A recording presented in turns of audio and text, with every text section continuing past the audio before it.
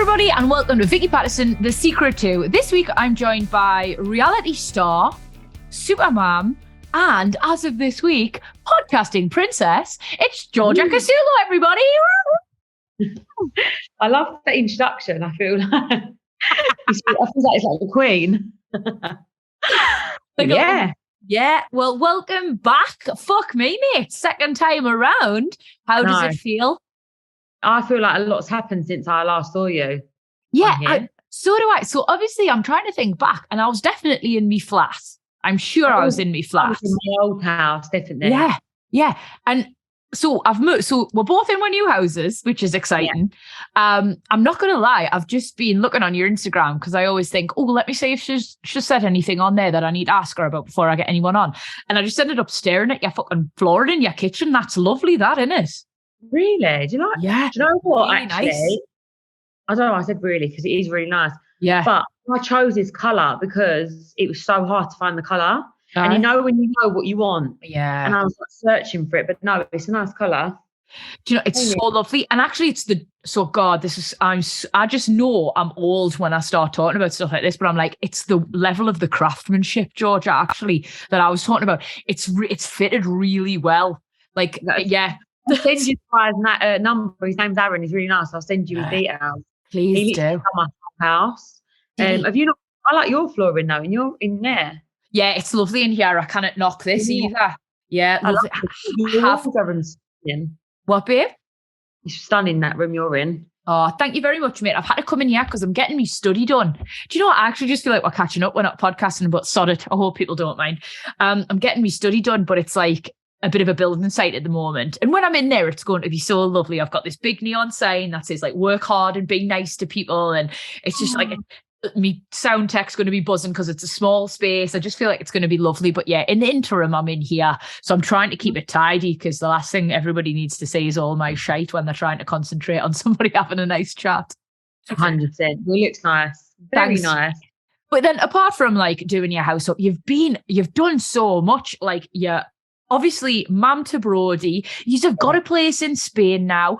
Baby steps. Like you've left Howie. Like so much has been going on. But before we get into all of that, I feel like it's important to talk about your brand new podcast. Oh, so happy. It's so good, G. Like honestly, I've seen the like title for it. I love the concept. Like congratulations. Thank you. Do you know what? I've really wanted to do a podcast for so long. I know it's like you get offered like loads of random things, don't you, over the years, but nothing felt right. And I'm really like a believer of like anything I do is like has to feel right.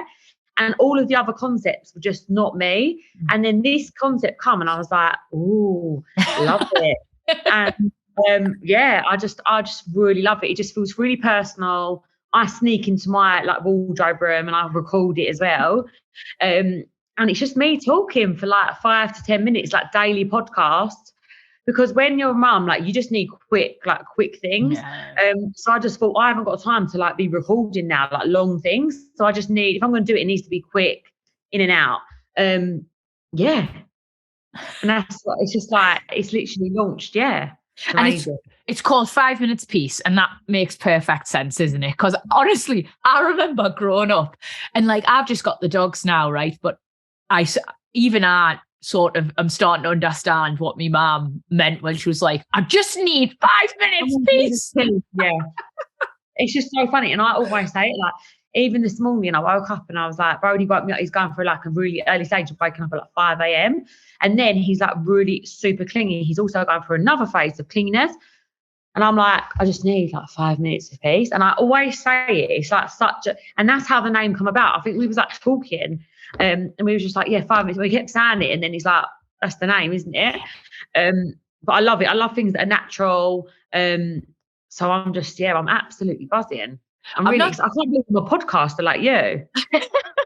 You are a podcaster like me, but it's important, mate, that things feel natural because I don't know, like just a quick scan on your Instagram and it's quite clear to me that you're really comfortable in the place you're in life. Like everything on there feels really authentic and natural. Yeah. Like you're not trying to be anything you're not. You're just like, this is me. I'm unapologetic. I'm a mom. Some days are great and I absolutely love me fucking son, but some days are really hard and I'm going to talk about them. And it feels like the podcast's been born from that. And like you're developing, I've had a little scan of the comments. It's like such a nice, honest dialogue with women who are going through the same thing, Georgia. And that's so important. You know what, Vicky? So thank you. It's like really nice. Like I feel like my followers now are like all basically 96% women, or something like that. And I just think someone's checked our Instagram insights. That was the last time I checked it, and I said that on the podcast. I was like, I think it's 96% women.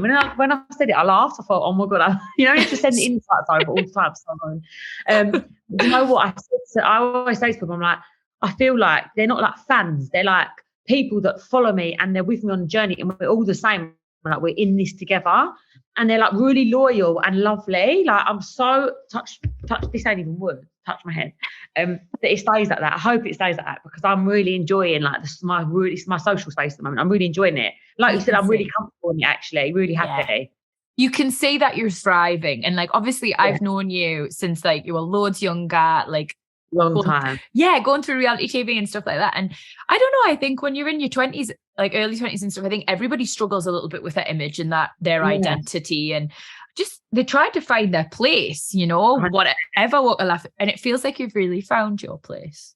Oh, thanks. No, I feel like I'm happy where I am right now, you know.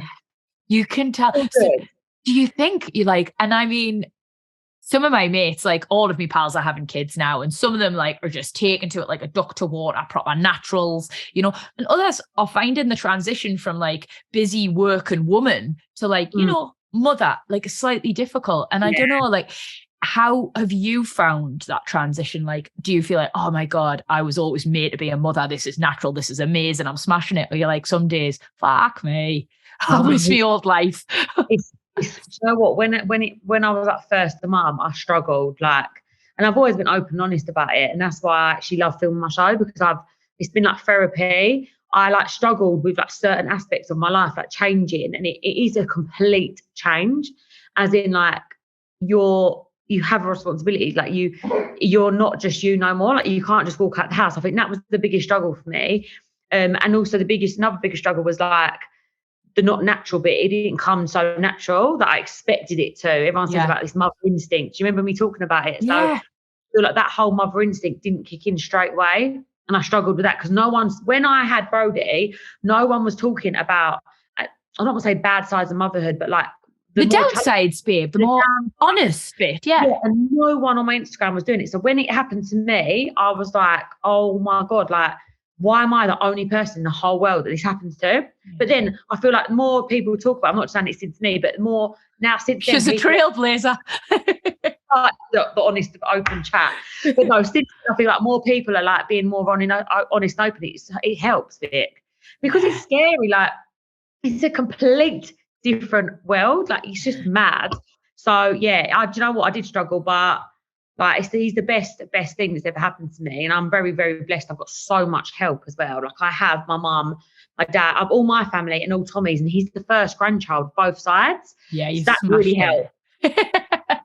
Really helped. Everyone's obsessed with him, so it does help. I'm lucky. Yeah, but then as well, like you know, you are lucky, but you're also like doing great. And as a first-time mum, like things must be really daunting. Like God, I feel like I'm going to be like a headless chicken. Absolutely. Like, because there's no rule book to it, you know, and you do just have to sort of learn as you go. And I think I'll take the really honest route as well. I'll follow your lead, defos, and I'll be like, you've got me, because I'll just tell you exactly what. But the thing is, this is what I've learned. If you know, you're better.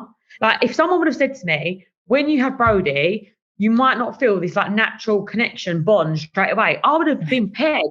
But everyone said to me, oh my God, you're gonna get this overwhelming feeling of like seriously like love and it's gonna be the best. So when it like freaks me out, I was like, oh my God, like it didn't happen. You'll be fine. Mine just took longer to happen. Mine didn't take straight away. Mine was like a few weeks later, but I definitely had like postpartum, like I've definitely had like a bit of like depression, I think. I really like, when I look back now, I feel sorry for me. You know, like I look at a person, I'm like, oh, I was like lost and I weren't in like a happy place. But like now I know, like it's so normal. Yeah, it is so normal. Honestly, I remember, like, I don't know if it's like when mum's generation were really like tough, weren't they? Sort of like very, you didn't complain about anything. You got your head down, you got on with stuff. So now my Laura, who's like obviously had her little girl, like she'll be talking to me mum about stuff and she'll be like, maybe doesn't stop from morning till night and she doesn't sleep well and I'm shattered and like with like it was it like this with when you had us, mum, you know? And my mum will be like, I'm trying to think. Yeah, I think so. I just got on with it.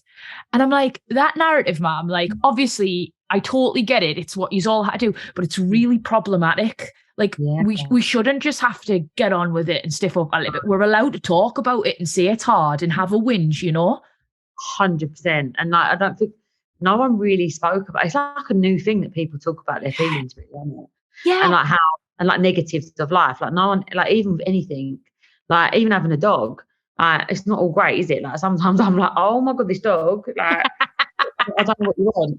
And obviously he's the best thing. Obviously he's like my other child. He's like my first child. I always say he's my first child. But there's days with him, I'm like, what's your problem? Like I can't work it out. I hear you. Exactly. Like there's always things, isn't it? But no one really talks about them. But this generation, we are talking. And I think it's great because we're all in it together, Vic. And it's like it's just better in it. Just love it. I love talking anyway. So I embrace people to talk and like get it all out and you know. And I love that. I love that Instagram's become this amazing space where people support and build a community and chat. But then there's the downside of that, right? Where on Instagram, people have got fucking far too comfortable telling you their opinion, thinking that they've like, and I think I'm just a dog mom, right? I'm just a businesswoman, an influencer, whatever I am. And people feel like they can say to me, I don't know why you've worn that. Or like, I don't like your hair here, or don't feed him that garbage. Like it becomes so, like like they think they've got a right to tell me these things. But then I said to Erkan, I was like, I feel like if people start telling me things like this when I've got a kid and talking to me like that about my child, I just don't think I can be responsible for how I'm going to react. And I wanted to know if you'd experienced any of that side. I feel like when I first had him, do you know what? I'm very, very lucky. I think what I done, which was good, is straight away I was like, I'm not breastfeeding. I put it out there. I was like, I'm not breastfeeding because I don't want to do it. And I made like a massive statement, and I knew it was going to get certain backlash. But I was like, I had a C-section. I didn't want a C-section of what it was planned because Brody was breech, and that was like. That obviously I had to do it. So like my chance of like my decision to do it naturally got taken away anyway.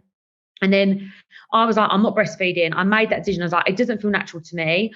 I have to do what's right for my family. And at the end of the day, it's my body, my boobs, my child, and my life. And I literally was so strong with my opinion. I was like, that is it. Like no one can tell me different. Like I know what's best for my child. And you know what? I didn't actually get like a lot of backlash because I was like, I stuck to it. I think when you're a people pleaser and then you're just like doing what you think. And do you know what? When you get pregnant and you have a baby, you like people say to you, are you going to breastfeed? And it becomes this weird thing of like, you should. And it's like, well, hang on, I don't want to. And honestly, Vic, it didn't feel natural to me. Yeah. And actually, Brody was actually tongue tied, so I wouldn't have been able to do it anyway. And bless him. I know. And you're just like, I was so strong with my opinions. I was like, it's my body, my life, like it's up to me. It's my child. Like, so no one can tell me. And then no one really did. Because at the end of the day, it's your child. It's your child and it's your life. And only you know best. People can say what they want. They can say what they want. And at the end of the day, it has to fit in your life. I wanted help. I wanted people to be able to feed him in the middle of the night. I wanted people to feed him in the day. Like you have major surgery. C-section is not a thing that's lighthearted. Like it's major surgery. So I needed help. Yeah. And do you know what? It's the best thing I ever did. And I would stick by that and do it again. I'm so proud of you, G. Like, honestly, I feel it is that. That's really empowering and like having that courage in your convictions to say that and put it out there. And you're right. You probably did stop an awful lot of like the people, like, you know, the pro like breastfeeding people from having a go because you are so confident in that decision. I feel like that's where I let myself down, you know, like I'm always trying to keep everybody happy. But when you've got a child to consider, you might change the outlook, because I think it was like that, but I'm like, but now I'm just like, why? At the end of the day, to me, fed is best. However, that as long as that baby is fed and put on weight, that is the only thing that matters to me. And he was thriving off the bottle. He loved it, and it worked for us as a family. I've got friends that breastfeed and it works for them. So for me, I'm like, keep your opinions to yourself. It's up to you what you do for your own child. And no one should be telling you otherwise. Yeah. Like, I hate this saying, and I must find a different saying for it, because I reckon fucking Peter's going to be on me dick soon enough. But there's more than one way to skin a cat. Like, there's not just one way to do something right. Like, people, you know, I'm not as disciplined with Max and Milo as I probably know I should be. You know, people are always like, why aren't you crate training? Why aren't you doing this? And I think because it wasn't what I wanted to do. Like, you know, and the same when it comes to, you know, why aren't you feeding them raw? I'm fucking, because they like what they're getting, all right? They're really happy. Yeah, Monkey has boiled chicken. He loves boiled chicken. Like, it is what it is. Like, he loves it. It is what it is. And you have to do what's right for you, Vic. Yeah, in the same way with like Brody and you and being a mum, like if it wasn't, like, if breastfeeding wasn't part of your journey, then that's absolutely fine. And I sort of applaud you for going your own way, carving out your own space. And I bet, you know, like, I'm sure you don't need me to tell you this, but I bet you're giving loads of women like real confidence in them doing what's right for them as well, because you have got a platform, mate. Yeah, I don't know what, I hope so, because at the end of the day, like, I feel like I was in like a dark, weird place. I didn't need that extra pressure of like feeling like I had to do something I didn't want to do. And it's like, having a baby is so scary anyway. Like, it's like, it's wild. And I'm like, you have to do what's comfortable. You have, at the end of the day, them first few weeks, you're surviving. Like, you're literally keeping this human alive. And I barely like brushed my teeth and showered, to be honest. Like, so at the end, I knew that I could give that baby to someone while, you know, I was like having a little cry or whatever, cuddling Monkey, and he was fine. So I don't care what people say. My baby's so happy. He's such a happy baby. And also, do you know what? Another thing. Yeah. When, like, now, if you went to like a play group and there was like 1,000 kids, there is no one. How are you going to tell what baby got fed the breast or the bottle? You ain't. Nah.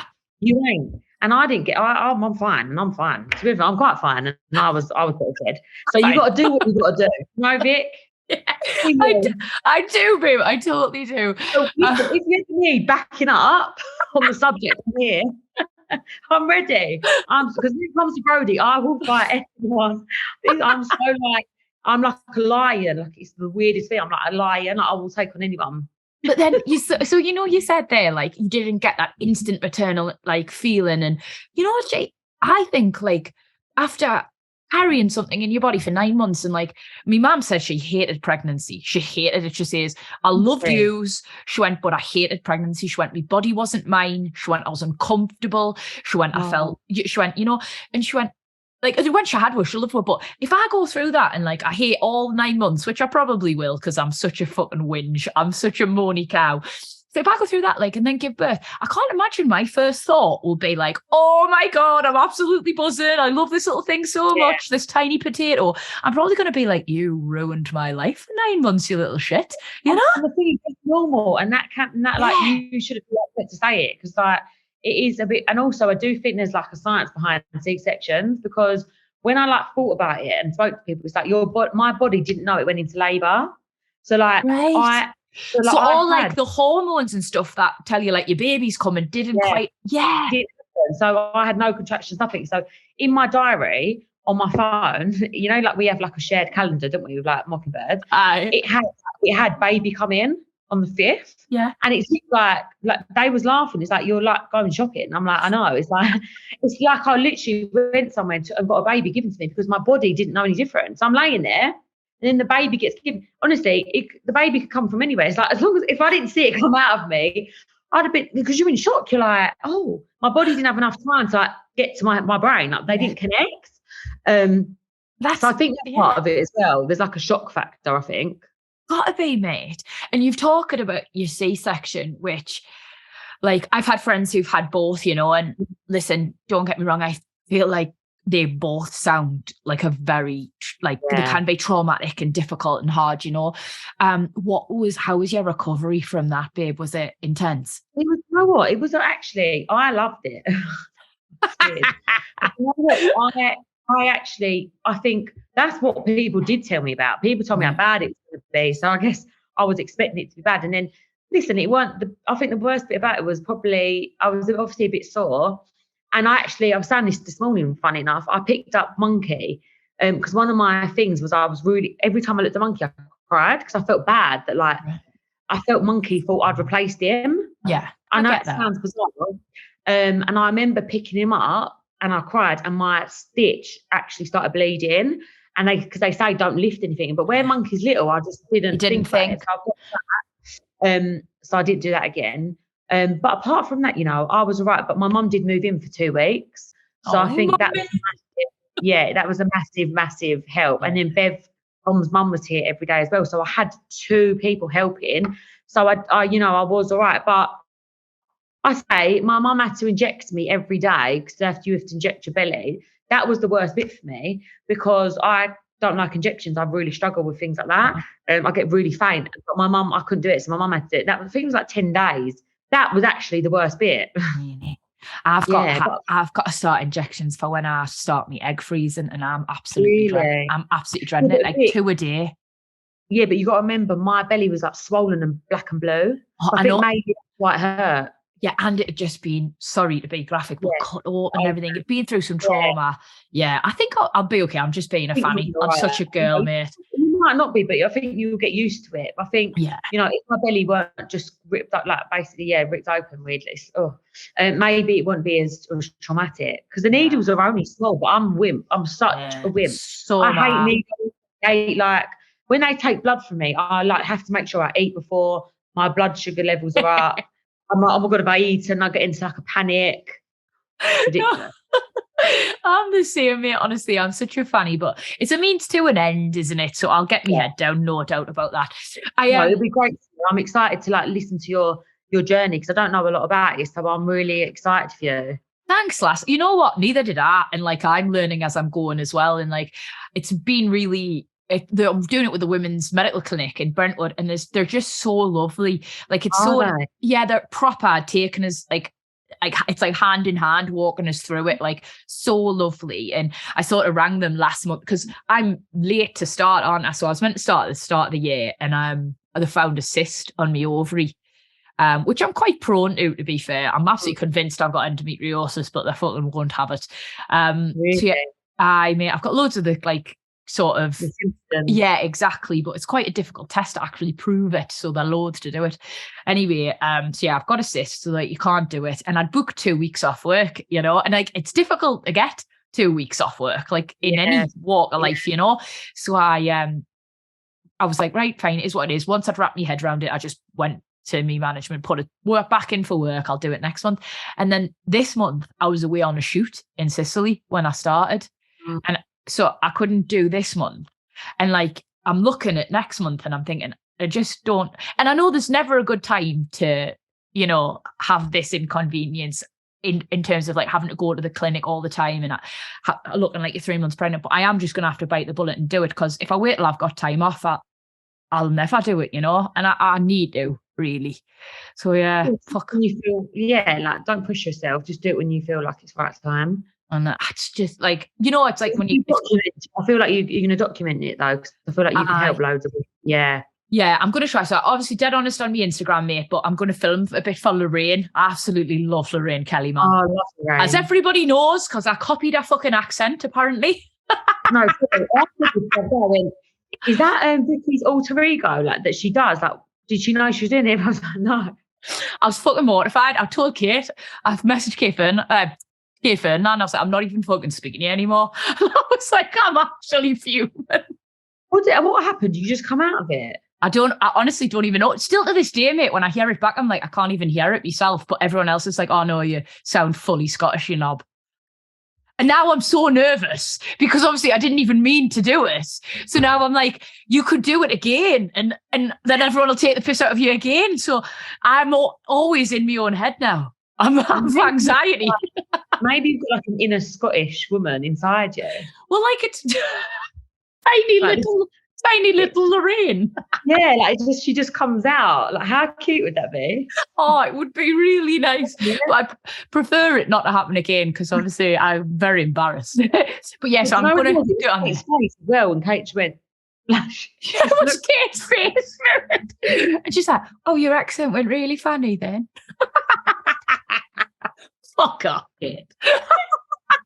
Oh god, it was so funny. She's fucking so funny. And like she's still to this day, she's like, well, everyone else can hear it, Vicky. So no, I love it. It's jokes. It really made me laugh. Cool. But yeah, I'm gonna put it all out on there because like I feel like in the same way that you said, Jay, you know, like I just don't think enough people talk about the reality. They don't. And do you know what? Like, I've got a lot of friends that have like, looked into it and they just didn't know where to start. So I think that's really good if you do that. Really good. Yeah, well, I'm buzzing, mate. And like I say, you'll see because it'll be on me Insta. But I did see this one thing, and it was, I think, on Giovanna's podcast, who, like, I just absolutely love. Oh, I love her. She's so nice, isn't she, mate? And like, nice. I think her podcast is like a really important podcast, like just for women, for mothers, for everything. But I loved your episode, and I just thought the bit that stuck out for me was when you were like talking about this bounce back thing. Oh, yeah. And I was like, you know, actually, like I remember us having a bit of a conversation about this, and I sort of think people go to you, you're like, I've heard it. I think I think I might have even said it to me pals. They were like, oh, I'm a bit worried about getting me, but I'm like, oh, you're young, you'll bounce back. And you think you're being nice. Like you think you're actually being like comforting to these people. But I didn't realize like sort of how problematic a narrative it was, you know? It's a lot of pressure because it's actually not real. Some people there is, but I remember coming out of hospital and I still looked pregnant, which is completely normal. But I guess the Instagram people like that I follow, that I definitely don't follow anymore. Yeah, fuck them. They're just, I can't. I remember blocking so many people when I had the baby. I just blocked. Purge. I can't deal with you today. Like, I've got enough to deal with. I don't need to see your six pack 2 days after baby. It's just really not in my vibe. Like, fuck off. I blocked loads of people. But when I come out of hospital, I remember looking in the mirror and I was like, that's not me. That is not me. I thought, that's not me. And it was me. I thought, oh, it was me. I preferred my bump. I was like, where's my bump? Because I actually really enjoyed being pregnant. And I was like, oh my God, like, I'd rather the bump back, much rather. And I was left with this flabby, I don't know what it was just like. And it was absence of bump, Georgia, you know? What? And I felt really, I feel sad for me now because I looked back and I was like, I looked in the mirror and it was a complete shock. And I was like, I was bruised, I was swollen, obviously I had a massive scar. And I was really sore, and obviously I had like all of this excess swelling and fat and everything. And I remember looking at myself and oh my God, like I look terrible, and I was like really upset. I think it didn't help that I was feeling really shitty as well, like really like down. And then I started to like look at myself more and more and getting used to it. And I remember at first I was like, you only look at yourself, you're like, oh, I don't want to look at myself naked. And then you start thinking, actually, like, sorry, like I just grew a human, and I'm like, he's so lovely. Like, I love him. I'm obsessed with it. I'm like, I produced that. Yeah. So then I started becoming a bit more proud of it. And I started thinking, this is normal. Yeah. And I started talking to Giovanna, and then I put a selfie up. I'll never forget it. And I remember I can remember it, Georgia. And I remember feeling fucking so proud of you, mate. You looked unreal. Scary. I was scared to do that. And I remember texting the picture to Tommy, and I was like, I feel something's in me telling me to post this picture because I really like think I look all right, and also I feel really empowered doing it. I was like, do you think I should? And he was like, 100%. If you think that, do Love it. That from I did Tommy. It straight away, and I'm like, and I'm so glad I did. I'll do it again.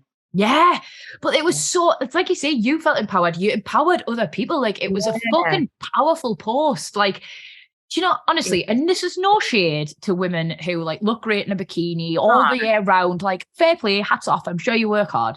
But like, actually I'm sure you work hard. Sounded so bitchy, didn't I? And bitter. But like for the rest of her who have like a sort of a journey with her body, like, you know, like and like who had a baby and didn't get that bounce back, or who've sort of been bigger, been smaller, struggled with disordered eating, whatever it is, like that felt really, really, I felt like a really important post. And I don't know, mate, I think that was when I saw a real change in your Instagram, and I just thought this girl's fucking really going to help people, and I love this for her. Do you know what, Vic? Thank you. So I feel like that was the start of my journey. Like I felt like I found my place then. It's really weird. I feel like I was a bit lost before Brody. I was like in this like weird transition of like still on Towie, like, and with my body as well. I think I always had to like in my head have the best body, and like Towie, like I was only young. I was like what 22 or something, and had to do these away trips in a bikini every year. Yeah. The pressure of it. I mean, there was times I did every fad diet there was. I've always had this like lose weight, train, and then I've stopped filming, put on weight, and it was like such a like up and down pressure. So that for once in my life, I got my belly, and I thought, you know what, this is it. Like I'm empowered for the first time, and that is wild me saying that, because when I used to have like the flattest stomach, I still thought I was like fat back then. Yeah. But yeah, it's the first time I looked at myself and thought, oh my God, I'm really empowered. Like, I feel really powerful. I love this for you. Honestly, and there's so much to unpack there, mate. I swear to God, I can't wait to talk to you about Towie, body image, you and Tommy, the brand new show. But we'll be back in part 2 to do all of that.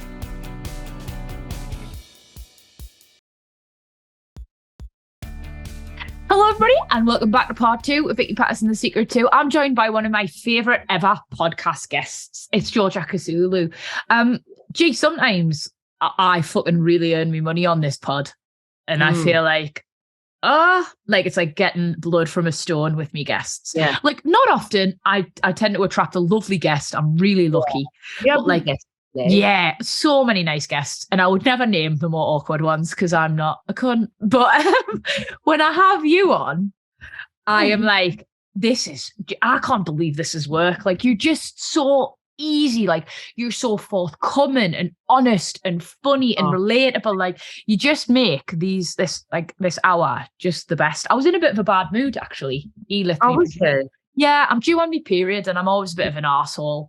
But as well, like, I feel like I did a job yesterday and I just didn't bring my A game to it, if that makes sense. Why?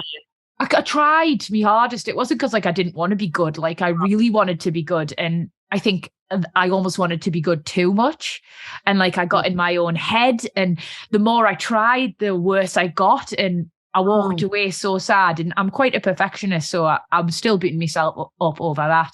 And I feel I bet they loved it. Oh, they were dead complimentary. But yeah, so I still was in a bit of a bad mood. And like, now I'm in the best mood ever because I've had an hour with you. Oh, thanks, Vic. I love coming on here. You're easy to talk to as well. You think? Oh, what a buzz. Because I just think I've done a few podcasts. To be fair, I've been offered to do a few podcasts, and some of them are just like, nah. Fuck off. No, just like, I feel like the vibe's got to be right. Otherwise, what's the point? That's it. The vibe. And it's like, when it's easy going like this, I feel like we're having a nice time, so the listeners having a nice time. So yeah, enough of the mutual sucking off. Let's move on, and I'll ask you some more questions. It was dead interesting what you were saying, like just before the break, about your time on Towie. And I didn't realise we both started reality TV at exactly the same age. I was 22 as well. Yeah. Oh, and like young. So young, mate. And like, I think we've both managed to escape relatively unscathed, but that is a very difficult age to have so many people have an opinion on your body. And, you know, like, I wrapped so much of my worth up in looking a certain way and having a good body and, you know, being a certain weight on a scale. And it's only till I've got older, like, I've sort of realised, well, hang on, like, I'm worth so much more than just a clothes size. 100%. And the thing is, every shop you go in, you're a different size anyway. It's just like, do you know what I mean? I feel gaslit by some shops, I'm not going to lie. Yeah, like sometimes I'm like, oh my God, I'm so gassed. I just got in a size 10. And then I'm like, another shop, I'm like, oh no, that's like a 12, 14. I'm like, I don't know what size I am. I don't give a shit. As long as I look nice, I'm like, all my jeans are always a bit tight anyway, because I'm like, when you wash them, they go a bit tight, don't they? But yeah, honestly, no, who does care? But when you're within that space, you know, when you're on Towie or Geordie Shore or whatever, like reality show it is, or even just like being in your young 20s, like there's so much pressure. And like I've seen recently the girls have gone, and the lads have gone away to Thailand, and I've been commenting underneath like Amber Turner and like Courtney Green and like Chloe Meadows. I've been commenting under all their reels like, you look amazing, girls. Like, I just want them to know like that they look gorgeous and great, because it must be so hot. They look, their outfits are lovely, their bodies are just like, everything's like, I look at them like, oh my God, I do miss them trips. They're just like going away and just not thinking about anything. Like, but at the same time, I also think the pressure that they got, like, it's a lot of work, like the mental pressure, you know? Yeah, no, it is. It's a lot to think about, mate. And you're in a different stage of your life now, which is obviously you're clearly thriving and enjoying. But I wondered if there was anything you missed about Towie. Is it the trips? Is it the gang? What is it? I love Towie, and I'm like always such like an advocate of it. Like I'll always watch it. I still always advertise it as well, to be fair. Just because I feel like, well, you should never forget where you come from. I hate people that forget where they come from, as in like so many people slag off Towie, and I'm like, I literally met Tommy on there. Yeah. And also I met such good friends on there. And also it was such a good time of my life. Like we was free. Do you know what it did, Vicky? It allowed me to like not grow up for ages. Like I literally could just like in one breath I grew up quick, as in I had to deal with stuff that, you know, some 22-year-olds wouldn't grow up but wouldn't deal with. Then another part of it was like we used to just go on away trips and have a laugh, and we're all actually really close, and we all have like a weird mutual respect for each other and a bond that you can't unless you're in it. I try to explain to people, I'm like, my Towie girls, we always will have a bond that no one knows, because like, no, I can't explain, you know, like I have that. No, but you've gone so often, like, I mean, I obviously I haven't quite had the same experience with reality TV. But then all the Geordie Shore lasses, they're all still friends, just not with me. Yeah, but that's different, because you know that's what happens, and I fell out of people before. And you know, it's not even about that. Like, I just went in a slightly different direction, but I get it, is what I'm trying to say. You know, like when you go through something that is unique, and other people go through it with you, it's like how I feel about me and Fern in the jungle. Like you kind of you bond because you understand each other, and I think it acts as a catalyst for friendships often. Yeah, it does. And you've got a bond now with Fern that like you can't explain. It's so weird. Hello, Brody face. Are you no, just mummy, not me, not the weird lady with the strange voice. Hello, gorgeous. Ted. Do your hair. Hi. You're so handsome, Brody bear. Hey, do you want another button? Yes. It's Friday, no, but it's okay. Nino. Oh, yeah, he loves Nino, don't you? Who's Nino? The Nino. Where would they go? So this will really make you laugh at it. What happens as well when you start talking about something and then you talk about something else. At the moment, my house is full of potatoes. Right. Is there any reason, Jay? He's got an obsession with getting the potatoes out and frying them around. At 5 a.m. this morning, he's gone to me, potato. Look. Potatoes. Do you like potatoes?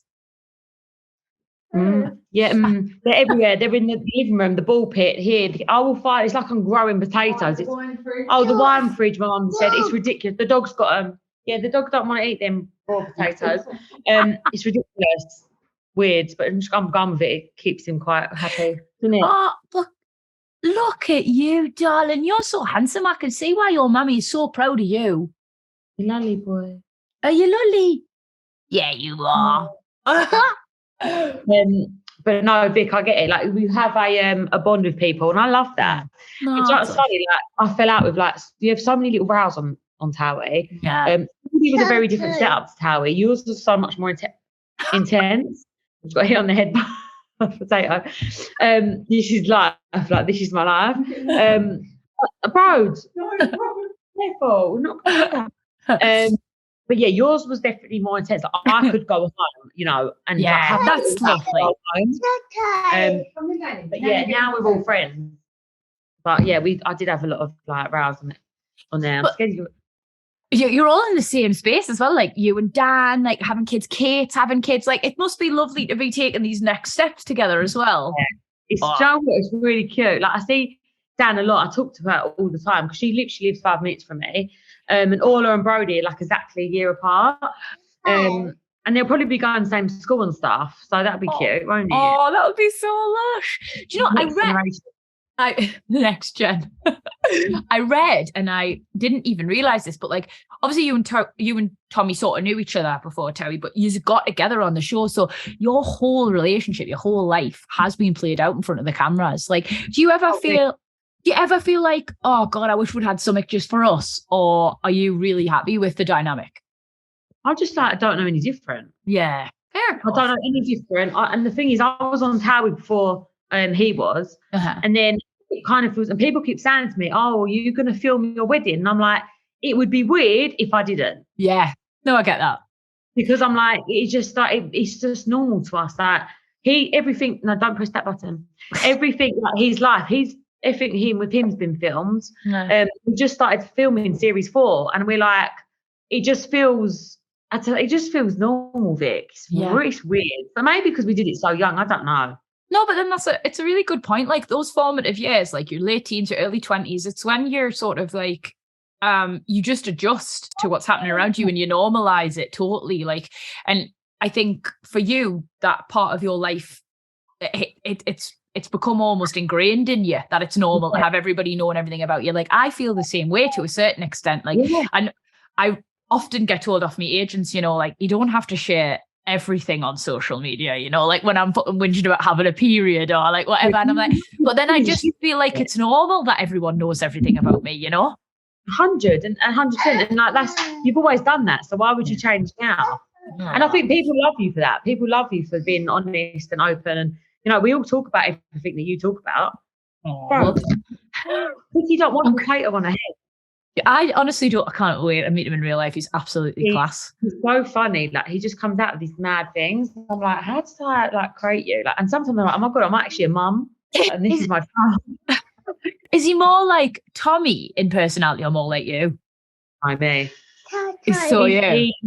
He's like, first, he's like a proper mummy's boy. Yeah. And he's like really cautious. Like, even if there's a little step, he like holds the side to go down it. And obviously Tommy's got ADHD, so like Tommy doesn't hold no sides to go down the step. He's going head first. You know what I mean? Tommy holds no sides in life. There's no sides. He's head first in anything he does. So yeah, I don't know how he's so cautious. I'm like, say like that, please. For a boy, like I always worry about boys being too boisterous. Like I get scared. But no, he's so far he's I would like him to have Tommy's drive though, because I haven't got that much drive. Like I'd love him to have like Tom's ambition and drive, and then like my like cautious side. That'd be a great mix. You do yourself an injustice, Jay, actually, because I just think you didn't know what you wanted to do. Yeah. And now I think you know your space, you know where you're comfortable, you know. Right. I do. You are. Yeah. You are. So like his drive is just that. It's next level. Yeah, I've generally, there's not one person in the world that I know that works harder than him, but probably Chris Jenner. He probably is worse than Chris Jenner. Honestly, I always, like, whenever I see him pop up on Insta, I'm always like, well done, son. Congratulations. Like, I just feel like some people, I'm not jealous of anybody. I think everybody deserves to do well. Like, that jealousy, low vibration, like, it's just no good for anybody. But there's very few people who, when I see them do well, I think they deserve it more than Tommy. Like, I think he works so hard. He's such a nice guy. He's created this brand from nothing. Like, I'm always like his biggest cheerleader in the comments. I'm such a geek. He really appreciate that, because like it's really important, you know, to have them people. Potato, yeah. But yeah, he's just constantly, and like people say like all the time, like, oh, what's he done? Like, he works for it. Like, he genuinely works like his arse off, like proper. And he struggles with that, to be fair. Like, he does struggle. There's times where he's like the balance, you know, and he feels bad. I'm like, but you're creating his future. Yeah. I seen this quote the other day, and like, it was like, most people miss opportunity because it's dressed up as hard work. And it's dressed up in overalls and looks like hard work. And like, honestly, I think so many people will think, oh, how's he done that? And how's he got this? And how's he got that? Because he's fucking worked hard for it. Because he got his head down and he smashed it and he's been driven and he's like not had days off and never took his foot off the gas. And I just think you've got to sort of applaud that. But on the other hand, nah. Do you know what's funny, Vic, right? People don't really say it no more. I think a lot of people used to say to me and him, oh, well, you only did well because you was on Towie.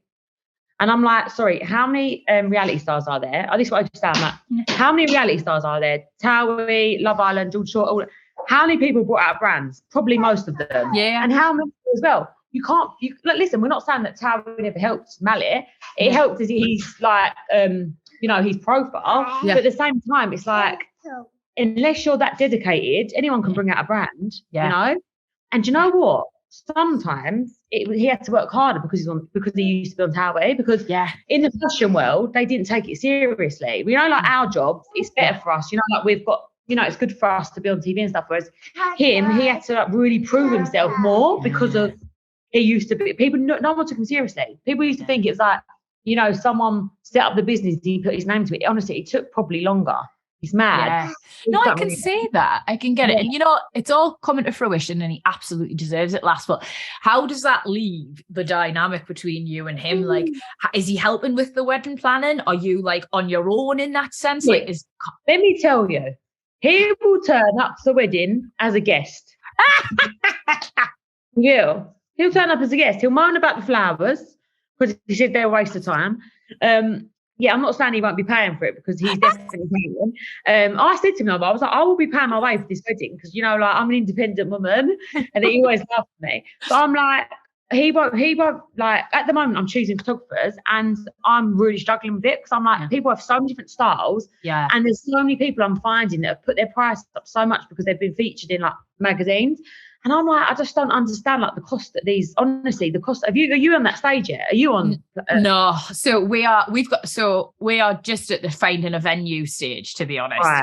So they say venue first, then photographer. That's what I've been told. Oh, is that what they say? So I honestly thought it was going to be so easy because I was like, I want rustic Italian. I want this, I want that, blah, blah. And then my wedding planner went out and she took all these pictures of these like rustic Italian like villas and she come and showed me them and I was like, oh, they're very rustic, aren't they? And she's like, you fucking asked for rustic. I went and viewed rustic and she went, and I knew you wouldn't like it. And I was like, yeah, I'm really sorry. Like, I just think I want slightly more high end. And she was like, I knew you were going to do this. So I'm now back at square one and like through no fault of me wedding planners, I'm all my own doing, but I am finding it harder than I thought I would. You just want to be blown away, don't you, by everything, but also not pay through the nose. It's a hard one. You know what, Vic? I went to see five venues and my third one I knew. Did you know? Right, well, that's music to me ears, mate, because I am waiting for that moment. Yeah. Pictures don't do it. You can't do it by pictures. You need to go and get the feel for the place because I took Tommy to 5 and I thought, oh, how's this going to happen? We had a weekend in Mallorca about the baby because that's where we're getting married. I love Mallorca.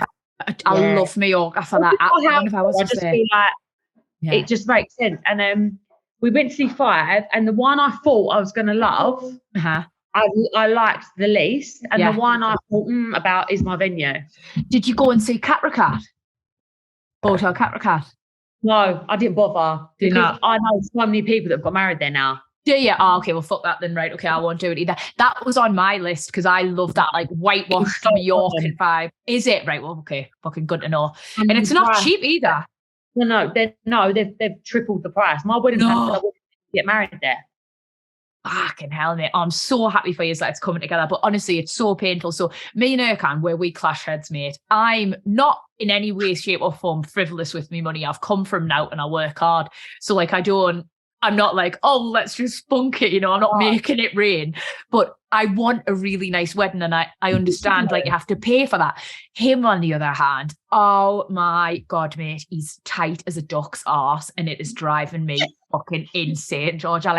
Even just to get flights, like this only weekend I have off to go and view venues, it happens to fall Easter holidays.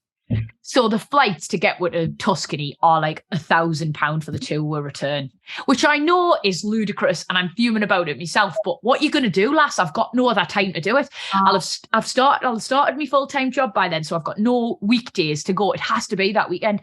And he's like, no. What, babe? That's the part of the budget. You just got to. He's going, no, I'm not paying that. I'm like, well, what do you want to do, mate? Fucking swim, because I've got no other time to go. Honestly, Jordan, at this rate, it'll be a miracle before you get married. Nah, Vic. Do you know what? You're just going to have to do it, because, do you know what? So we're getting married next year. Yeah. Well, we want to, babe, but I just don't see it happening. Yeah, I'm not going to obviously say that, because then people like, you get weirdos turn up, don't you? But I thought I've got loads of time and stuff. No. So the venue, they open their books for this next year. So we went.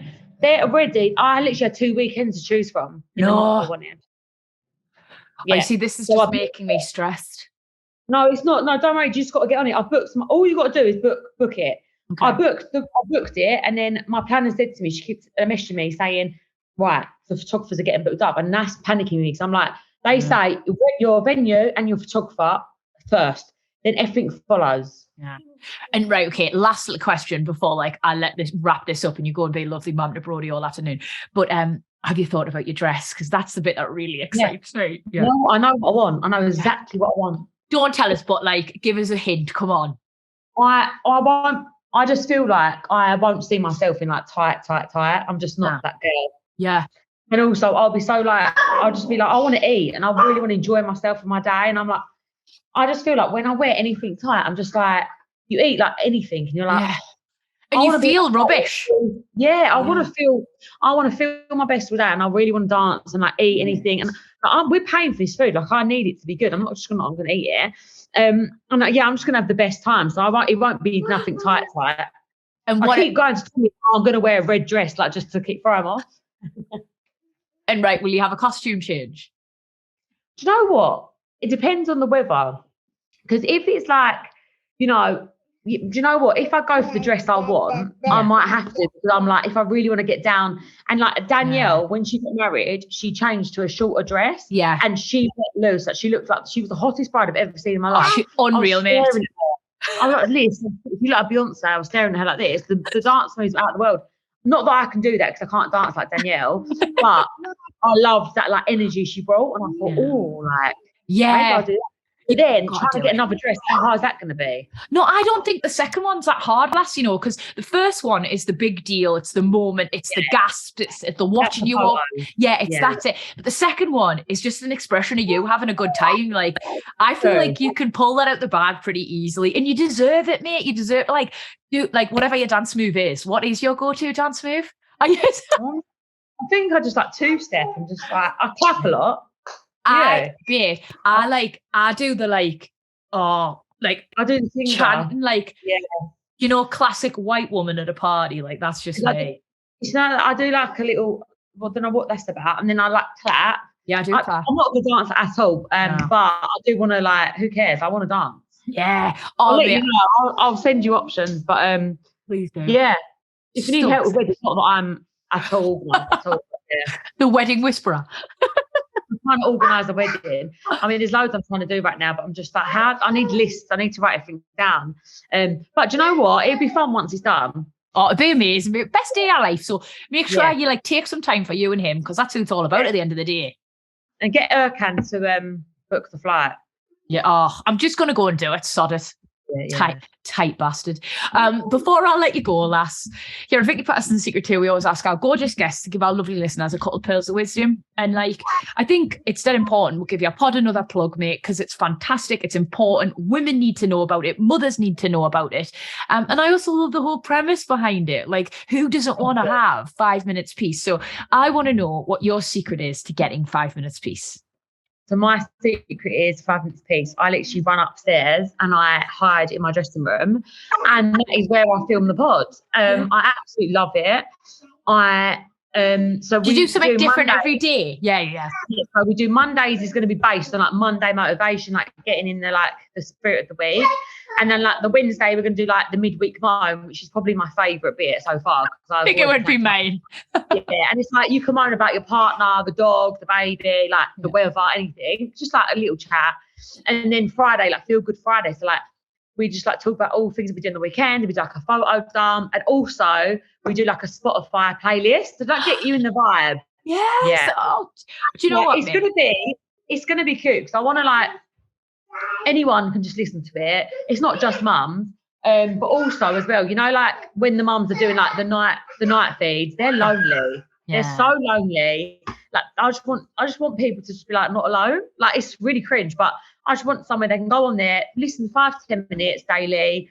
We're in it together. It's like I want it to be like a little family, like my Instagram, but just more personal. No, I think it's a great idea, mate. I'm so excited. I'm so pleased for you. I'm so proud of you as well. And I just love you, mate. Good luck with the wedding. Good luck with the new series as well. And loads of love. Well, good luck with everything that you're doing. You're just smashing life. And I love being this pod. It's so great. So thank you for having me. I'm Brody and the potatoes and the family.